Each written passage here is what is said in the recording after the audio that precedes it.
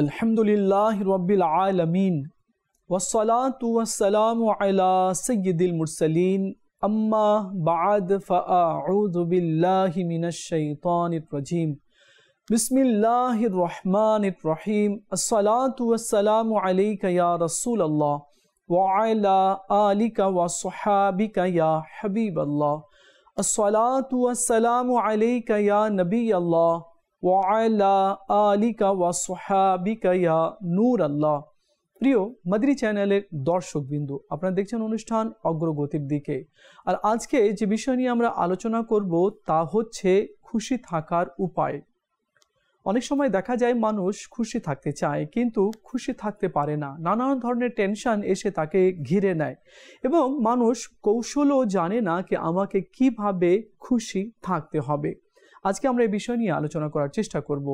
আশা করছি শেষ পর্যন্ত আমাদের সাথেই থাকবেন। চলুন আগে আমরা দরুদ শরীফের একটি ফজিলত শ্রবণ করি। রাসূল আরবি সাল্লাল্লাহু আলাইহি ওয়াসাল্লাম ইরশাদ করেছেন, তোমরা যেখানে থাকো আমার উপরে দরুদ শরীফ পাঠ করো, কেননা তোমাদের দরুদ আমার নিকট পৌঁছে থাকে। সুবহানাল্লাহ। ইসলামের আমরা দুনিয়ার যে প্রান্তে থাকি না কেন, রসুল করিম রউফুর রহিম সাল্লাল্লাহু আলাইহি ওয়াসাল্লামের নুরানি দরবারে যদি আমরা অধিক হারে দরুদ শরীফ পাঠ করি তো আমাদের দরুদ রসুল আরবি সাল্লাল্লাহু আলাইহি ওয়াসাল্লামের নুরানি দরবারে পৌঁছে দেওয়া হবে এবং অসংখ্য নেকি অর্জনের মাধ্যমও হয়ে যাবে। আসলে আমরা নিয়ত করি এখন থেকে আমরা অধিক হারে দরুদ শরীফ পাঠ করব। সাল্লু আলাল হাবিব সাল্লাল্লাহু তাআলা আলা মুহাম্মদ সাল্লাল্লাহু আলাইহি ওয়াসাল্লাম। প্রিয় ইসলামী ভাইরা, এই দুনিয়াতে সবাই সুখী হতে চায়, সবাই চায় সুখ স্বাচ্ছন্দ্য আমার কাছে যাতে চলে আসে, বিপদ আপদ দুঃখ বালা মুসিবত যাতে আমার থেকে দূর হয়ে যায়।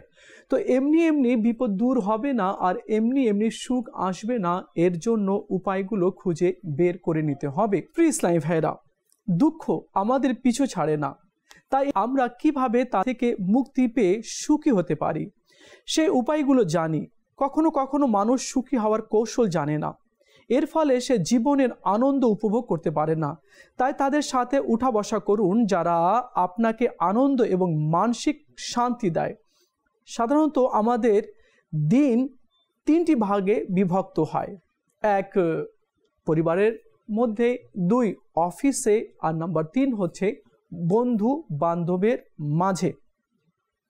প্রিসাইভেরা, অফিসে আমাদের দক্ষতা বাড়ানোর পাশাপাশি সহকর্মীদের সাথে ভালো সম্পর্ক থাকা উচিত। আমি অফিসে গেলাম, তো অফিসে আমাকে 8 ঘন্টা 9 ঘন্টা 10 ঘন্টা ব্যয় করতে হয়, লং টাইম আমাদেরকে থাকতে হয়। তো এখানে অনেক সহকর্মীরাও রয়েছে, কথাবার্তাও বলতে হয়, লেনদেনও করতে হয়। তো এখন আমাকে অফিসে ভালোভাবে এবং খুশি অনুভব যাতে আমার হয় এবং আমি স্বাচ্ছন্দ্যভাবে সেখানে থাকি, তাহলে আমাকে কি করতে হবে? নিজের দক্ষতা আমাকে বাড়াতে হবে, কাজগুলো খুব ভালোভাবে এবং মন দিয়ে করতে হবে। আর সেকেন্ড হচ্ছে আমাদের অফিসে যারা রয়েছে তাদের সাথে ভালো ব্যবহার করতে হবে, সালাম করতে হবে, তাদের ব্যাপারে জানতে হবে, এভাবে ভাই কেমন আছেন, বাড়িতে সবাই কেমন আছে, এভাবে কৌশল বিনিময় করতে হবে।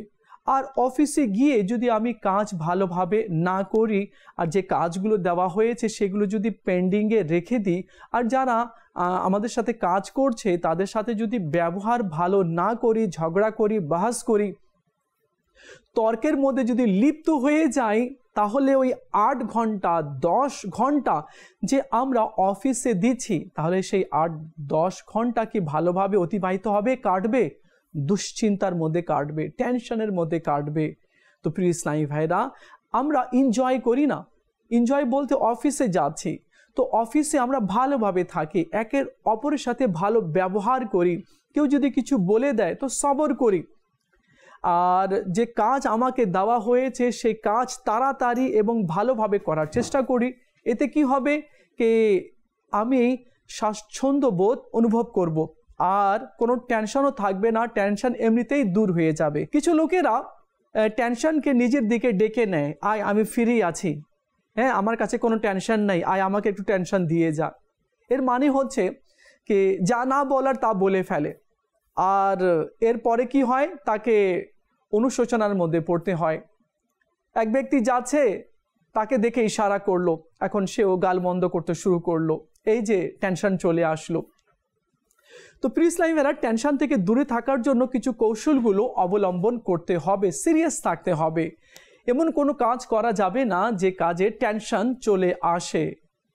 এরপরে পরিবারে আমরা সময় দিচ্ছি, তো পরিবারের মধ্যে ছেলে আছে, মেয়ে আছে, বাবা আছে, মা আছে, ভাই আছে, বোন আছে, স্ত্রী আছে, তো সেখানেও এনজয় করতে হবে, সেখানেও ভালোভাবে থাকতে হবে যাতে সুখ চলে আসে। এমন কোনো কথা বলা যাবে না যাতে পরিবারের লোকেরা ডিস্টার্ব হয়ে যায়, এমন কোনো আচরণ করা যাবে না যাতে স্ত্রী বা ছেলে মেয়ে ডিস্টার্ব হয়ে যায়।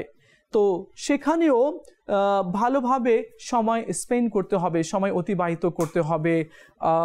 সেখানে ছেলে মেয়েকে সময় দিতে হবে, তাদের সাথে একটু বেড়াতে যেতে হবে, তাদের সাথে একটু কথা বলতে হবে। কেউ যদি দুষ্টামি করে তো ভালোভাবে বুঝাতে হবে, দেখো আমি বাসায় আছি, তোমরা দুষ্টামি করিও না, তোমরা এভাবে থাকো। তো কি করতে হবে, সেখানেও ছোট ছোট মিস্টেকগুলোকে ইগনোর করতে হবে। বাচ্চা মিস্টেক করবে বা স্ত্রীর মাধ্যমে কোনো মিস্টেক হয়ে গেল বা কেউ এমন কোনো কথা বলে দিল, তো ছোট্ট ছোট কথাগুলো ধরা যাবে না, সেগুলোকে ইগনোর করতে হবে। আর যদি ইগনোর করতে পারি তাহলে আমাদের ঘরের সময়টা যেটা আমরা দিচ্ছি সেটাও ভালোভাবে অতিবাহিত হবে। আর থার্ড হচ্ছে কি, বন্ধু বান্ধবের মাঝেও আমরা সময় অতিবাহিত করি। তো বন্ধু বান্ধবীকেও ভালোবাসতে হবে, তাদের ব্যাপারে জানতে হবে, তাদের ছোট্ট মোটো কথাকে ধরা যাবে না বা এভাবে বলা যাবে না যখনই আমি আসি তখনই তোমরা আমাকে এভাবে করে উপহাস করো বা এভাবে তোমরা কথা বলো। তো এভাবে বলা যাবে না। বন্ধু আছে, ঠিক আছে, তোরা বলতে পারিস, সমস্যা নেই, তাও তাদের সাথেও সুখ দুঃখের কথা আপনারা বিনিময় করুন। এতে কি হবে কি, সেখানেও আমরা সুখ খুঁজে বের করে নিতে পারবো। তো এই তিনটি স্থান রয়েছে যেখানে আমরা বেশি সময় অতিবাহিত করি। এক পরিবার, দ্বিতীয় হচ্ছে অফিস বা যেখানে আমরা কাজ করি সেখানে, আর থার্ড হচ্ছে কি বন্ধু বান্ধবের মাঝে। তো এমন কোনো আচরণ করা যাবে না বা এমন কোনো কথা বলা যাবে না যাতে করে আমার টেনশন চলে আসে, পরে আমাকে অনুতপ্ত হতে হয় বা ক্ষমা চাওয়ার জন্য তাকে খুঁজতে হয়। এমন কিছু করা যাবে না, সব সময় সিরিয়াস থাকতে হবে। যেমন মনে করুন আমি বয়ান করছি, আমার সামনে ক্যামেরা আছে, তো আমার বলা, আমার ভঙ্গি, আমার আচরণ খুব সিরিয়াস রয়েছে। আমি কাউকে ডিস্টার্ব করতে চাচ্ছি না, আর আমিও ডিস্টার্ব হতে চাচ্ছি না। তো কত সিরিয়াস আমি আছি, আর সুন্দর একটা পরিবেশও রয়েছে। ঠিক এমনইভাবে আমাকে বাড়িতে, অফিস এবং বন্ধু বান্ধব এবং বাজার মার্কেটে যেখানে যাচ্ছি সেখানে আমাকে থাকতে হবে। মনে করতে হবে ক্যামেরা আমার সাথে আছে, আমাকে অবলোকন করা হচ্ছে, তো আমার আচরণ ব্যবহারটাও যাতে এমনই হয়, যাতে কেউ ডিস্টার্ব না হয়। যদি এমনটি করতে আমরা সক্ষম হয়ে যাই তাহলে তো সুখ এমনিতেই আমাদের মাঝে চলে আসবে। প্রিয় ইসলামী ভাইরা, সুখ হলো সেই অনুভূতি যা হৃদয় এবং মস্তিষ্ককে সন্তুষ্টি এবং শান্তি দেয়। সুখ কিভাবে পাওয়া যায় এ বিষয়ে মানুষের বিভিন্ন ধারণা রয়েছে। যেমন কিছু মানুষ শুধুমাত্র অর্থকেই সুখের কারণ মনে করে, যদিও শুধুমাত্র অর্থ দিয়ে সুখ কেনা সম্ভব নয়। অনেক ধনী মানুষ বিভিন্ন ধরনের রোগ, পারিবারিক অশান্তি, ব্যবসায়িক ঝামেলা এবং চাঁদাবাজের হুমকিতে জর্জরিত থাকে, তবুও খুব কম লোকেই এটি বুঝে যে একজন গরিব মানুষও সুখী থাকতে পারে। বাস্তবিকই আমাদের সমাজে এই কথা বেশি প্রচলিত রয়েছে, আরে বাদ দে, টাকা থাকলে সব কিছু হয়, বাঘের চোখও কিনা যায়, সব কিছু হয়। আরে না, এই কথাটা ভুল। কিভাবে? সেটা এইভাবে কি, টাকা দিয়ে আপনি ওষুধ কিনতে পারবেন, টাকা দিয়ে বড় ডক্টর আনতে পারবেন, কিন্তু টাকা দিয়ে আপনি আরোগ্য কিনতে পারবেন না। টাকা দিয়ে ফল মূল, মিষ্টি, মাংস, অন্যান্য সামগ্রী আপনি ক্রয় করতে পারবেন, কিন্তু টাকা দিয়ে আপনি সুখ, শান্তি ক্রয় করতে পারবেন না। তো টাকাই সব কিছু নয়। আমার কাছে অনেক টাকা রয়েছে কিন্তু শান্তি নেই। শান্তি কিভাবে নেই? ডায়াবেটিস, মাথা ঘুরে, প্রেশার, কোমরে ব্যথা, হার্ট ব্লক হয়ে গিয়েছে, বেশি হাঁটতে পারি না, বেশি খেতে পারি না, বেশি কথা বলে আমি হাঁফসে পড়ি। তো এই যে টাকা তো আছে কিন্তু আমার শান্তি নেই। প্রিয় ইসলামী ভাইরা, শান্তি যদি আমরা পেতে চাই তবে আমাদেরকে কোরআন ও হাদিস অনুযায়ী চলতে হবে। তবে শান্তি দৌড়ে আমাদের কাছে আসবে। কোরআন ও হাদিসকে বাদ দিয়ে যদি আমরা শান্তি তালাশ করি, সুখ তালাশ করি, তাহলে সুখ হাতে আসবে না। আমি গরিব, আমার শান্তি নাই, সুখ নাই, স্বাচ্ছন্দ্য নেই, আমি গরিব মানুষ। কেন? আপনি গরিব আছেন, মানে টাকা নেই আপনার কাছে, এজন্য আপনি নিজেকে দুঃখিত মনে করছেন? না না, এমন কিছু না। দেখুন, কোটিপতি আছে, ধনী ব্যক্তি আছে, তার ডায়াবেটিস বা সে হাঁটতে পারে না, তার প্রেশার, হ্যাঁ, সে ভালো কিছু খেতে বেশি পারে না, ডক্টর বারণ করেছে, বেশি হাঁটতে পারে না, ভারী কোনো কর্ম করতে পারে না, সব সময় তাকে রেস্টে থাকতে হয়। এটা কি কোনো সুখ হলো? আর আপনি গরিব, কিন্তু যেখানে ইচ্ছেন সেখানে হেঁটে বেড়াচ্ছেন, যত ইচ্ছে তত খেতে পাচ্ছেন আপনি, হ্যাঁ, ভারী কাজ করতে পাচ্ছেন। দুর্বল আপনি নন, আল্লাহ আপনাকে তো ভালো রেখেছে। তো এটাই তো বড় নিয়ামত। তো এ থেকে সুখ তালাশ করে নিতে হবে কি আমি গরিব আছি, এর মধ্যে কিভাবে আমি সুখে থাকতে পারি। তো এর জন্য চিন্তা ভাবনা করতে হবে, টেনশন নেওয়া যাবে না।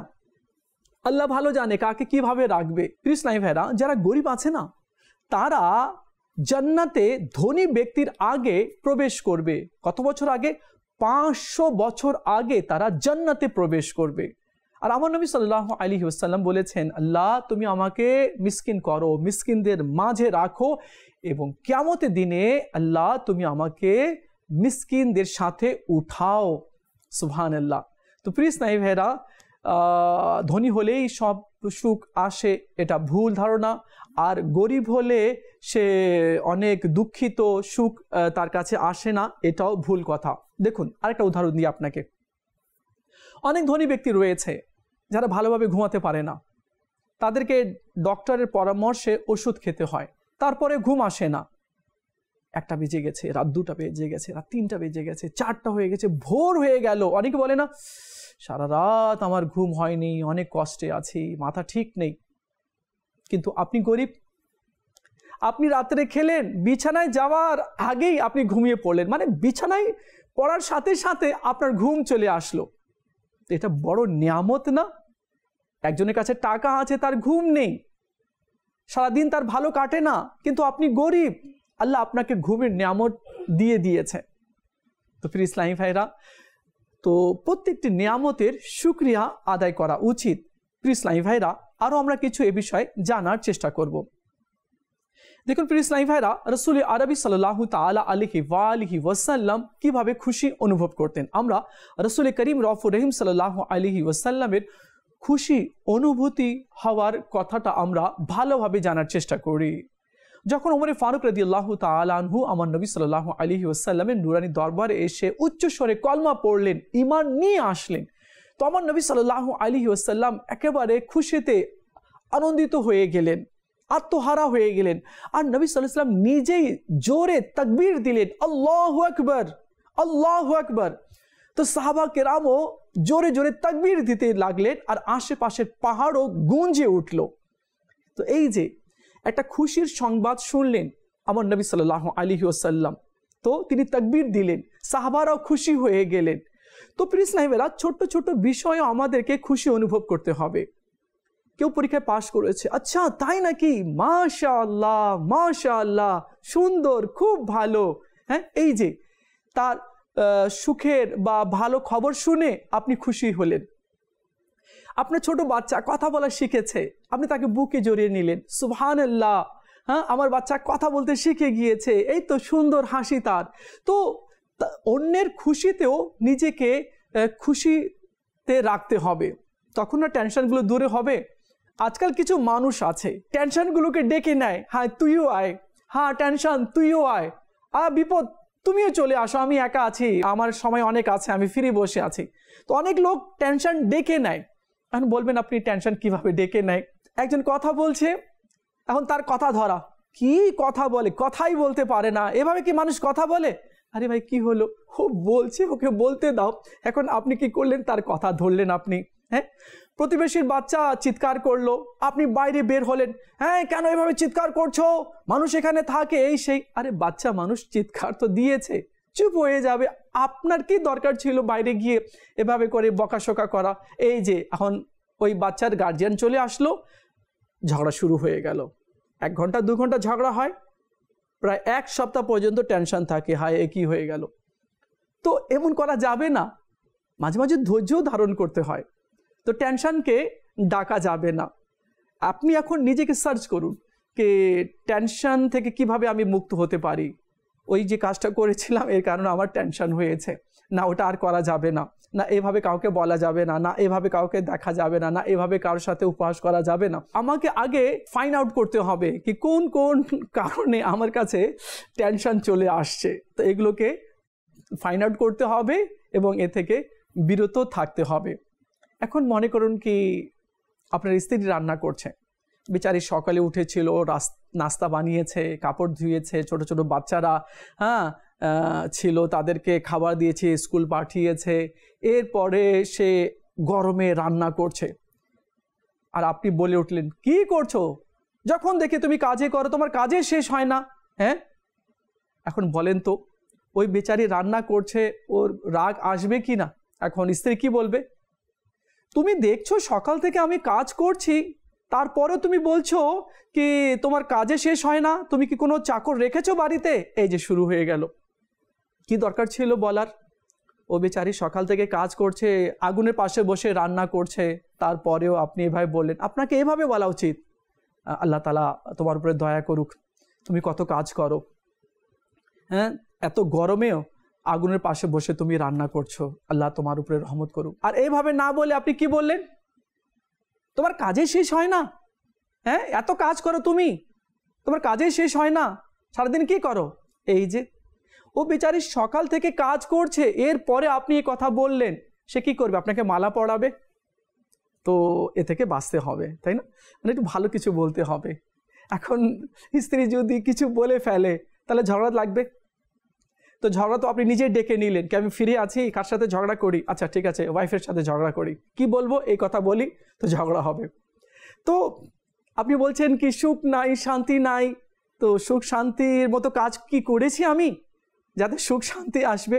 তো এই জন্য আমাদেরকে সুখ শান্তির মতো কাজও করতে হবে আমাদেরকে। যখন হযরত সাইয়েদনা আকরামা বিন হিশাম ইসলাম গ্রহণ করলেন, তখন আল্লাহ নবী সাল্লাল্লাহু আলাইহি ওয়াসাল্লাম তার কাছে গেলেন এবং তাকে অনেকগুলো সুসংবাদ শোনালেন এবং আমার নবী সাল্লাল্লাহু আলাইহি ওয়াসাল্লাম খুশি অনুভব করলেন কে মাশাআল্লাহ আকরামা বিন হিশাম ইসলাম গ্রহণ করে নিয়েছে। নবী সাল্লাল্লাহু আলাইহি ওয়াসাল্লাম অন্যান্যকেও বলেছেন কি দেখো সে ইসলাম গ্রহণ করে নিয়েছে। তো নবী সাল্লাল্লাহু আলাইহি ওয়াসাল্লাম ছোট ছোট বিষয় এবং বড় বড় বিষয়েও তিনি খুশি অনুভব করতেন। তো আমাদেরকেও শিখতে হবে। প্রিয় ইসলামী ভাইরা, দুঃখ তখনই আমাদের দুঃখিত করে যখন আমরা তা অনুভব করি, ঠিক তেমনি সুখও আমাদের তখনই সুখী করবে যখন আমরা তা অনুভব করব। খুশি থাকার জন্য এই উপায়গুলো অনুসরণ করা লাভজনক। এখন দুঃখ এসেছে, তো দুঃখকে আমরা অনুভব করছি, এজন্য আরও দুঃখিত হচ্ছি। তো অনুরূপভাবে সুখও আমাদের তখনই সুখী করবে যখন আমরা তা অনুভব করব। তো সুখকেও কি করতে হবে? আমাদেরকে অনুভব করতে হবে। আমরা অনুভব করা শিখি নাই, যার কারণে অনেক সুখ শান্তি আমাদের পাশে ঘোরাফেরা করছে, আমরা তাতে খুশি হতে পারছি না। কেন? অনুভূতি নেই, আমরা অনুভব করতে পারছি না। তো অনুভব করাটাও আমাদেরকে শিখতে হবে। দেখুন প্রিয় ইসলামী ভাইরা, এখন আমরা কিভাবে সুখ তালাশ করতে পারি? নাম্বার 1, আপনার কাছে যা নিয়ামত রয়েছে, আল্লাহ যা আপনাকে দিয়েছে, ভালো স্বাস্থ্য দিয়েছে, ঘর দিয়েছে, বাড়ি দিয়েছে, ছেলে মেয়ে দিয়েছে, যা দিয়েছে, তো আপনি এর উপরে সন্তুষ্ট থাকুন। আর এভাবে বলুন, মওলা আমি এগুলো নিয়ামত পাওয়ার যোগ্য ছিলাম না, তুমি আমাকে দান করেছো, মওলা আমি তোমার দরবারে শুকরিয়া আদায় করছি, আর তুমি যা দিয়েছো আমি তার উপরে খুশি রয়েছি। যে ব্যক্তি এভাবে শুকরিয়া আদায় করবে তো আল্লাহ তাআলা তার নিয়ামতকে বাড়িয়ে দেবে। আর যে ব্যক্তি নিয়ামতের শুকরিয়া আদায় করবে না তো তার নিয়ামত তার থেকে চলে যাবে, জাইল হয়ে যাবে। তো এটাও আমাদেরকে শিখে নিতে হবে। যা আছে, স্বাস্থ্য ভালো আছে, যা আছে, লবণ রুটি খাচ্ছি, লবণ ভাত খাচ্ছি, যা আছে, তো শুকরিয়া আদায় করতে হবে। মওলা তুমি এত সুন্দর নিয়ামত আমাকে দিয়েছো, এত ভালো স্বাস্থ্য আমাকে দিয়েছো, আমার হাত, আমার পা, আমার চোখ, আমার মুখ, আমার নাক, কান, পুরো বডি ভালো রয়েছে, আমি যেখানে ইচ্ছে সেখানে আসা যাওয়া করতে পারি, হ্যাঁ ভারী ভারী কাজও আমি করতে পারি। অনেকে তো এমন আছে পা নেই, হাত নেই, চোখ নেই, সে ভারী কাজ করতে পারে না, এই সেই। তো আল্লাহ তুমি আমাকে এত সুন্দর রেখেছো, তোমার দরবারে অসংখ্য শুকরিয়া। দেখবেন ইনশাআল্লাহ আপনার নিয়ামত আল্লাহ তাআলা আরো বাড়িয়ে দেবে। আমিরুল মুমিনিন হযরত সৈয়দনা ওমর ফারুক রাদিয়াল্লাহু তাআলা বলেন, আমার কোনো পরোয়া নেই যে আমি ধন সম্পদের মালিক হয়ে সকালে উঠি বা দরিদ্র অবস্থায়, কারণ আমি জানি না যে এই দুইটির মধ্যে কোন অবস্থাটি আমার জন্য উত্তম রয়েছে। আচ্ছা, এখানে আরেকটি কথা রয়েছে, অনেক সময় দেখা যায় আমরা বারবার দোয়া করি, আল্লাহ আমাকে এটা দাও, আমাকে এটা দাও, আমাকে এটা দাও, কিন্তু আমরা পাচ্ছি না। তো আমরা কি হই? আমরা দুঃখিত হই, আমি এতদিন ধরে চাচ্ছি, আমি পাচ্ছি না। তো প্রিয় ইসলামী ভাইরা, আমাদেরকে এই ফর্মুলাটা মনে রাখতে হবে আর এভাবে মনে করতে হবে কি আমি যা চাচ্ছি আল্লাহর কাছে, হয়তো এটা আমার জন্য ভালো নয়, এটা ক্ষতিকারক, এই জন্য আল্লাহ তাআলা আমাকে সেটা দান করছে না। এইভাবে মনে করতে হবে। আর এটাই ঠিক, কারণ আল্লাহ জানে যে বান্দাকে কখন কোন জিনিসটি দিতে হবে। আল্লাহ হযরত বলেছেন না, এ রাজা হর কাম কা এক ওয়াক্ত হ্যায়, দিল কো ভি আরাম হই যায়েগা। প্রত্যেকটি কাজের একটি সময় রয়েছে আর মন প্রশান্তি পাবেই ইনশাআল্লাহ। প্রিয় ইসলামী ভাইরা, আমরা এবার একটি হাদিস আমরা শুনবো, আর এটা খুব মূল্যবান হাদিস রয়েছে, সব হাদিসেই মূল্যবান রয়েছে এবং এখানে অনেক কিছু জানার এবং শেখার রয়েছে। রাসূল করিম সাল্লাল্লাহু আলাইহি ওয়াসাল্লাম সাহাবা কেরাম থেকে জানতে চাইলেন, তোমরা কে? তারা উত্তর দিল, আমরা মুমিন। তিনি জিজ্ঞেস করলেন, তোমাদের ঈমানের পরিচয় কি?